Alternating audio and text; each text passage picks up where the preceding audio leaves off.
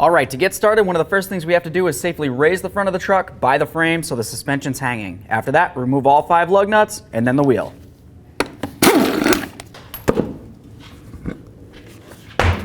All right, so now we're just going to go ahead and put a jack underneath the control arm to apply a little bit of pressure. That way there we can remove this nut.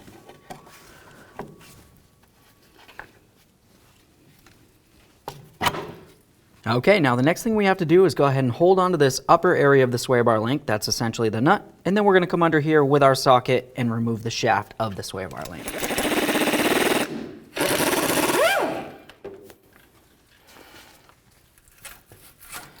All right, so ours broke. That makes it a little bit easier. We'll just go ahead and pop the rest of that right out of there. Easy peasy. Be time to put in our sway bar link. Firstly, we want to, of course, take it apart.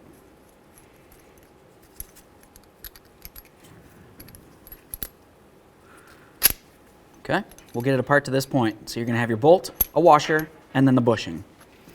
It's going to come through right here. We're going to put on our next bushing.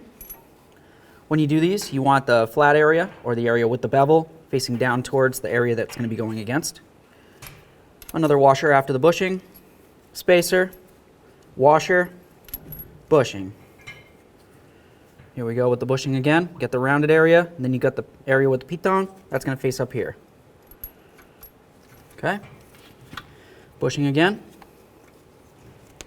Perfect. Then snug this up. Now let's go ahead and torque this to 11 foot-pounds. Perfect.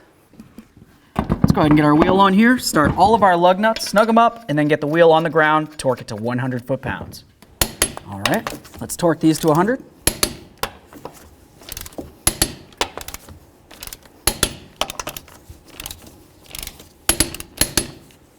Torqued.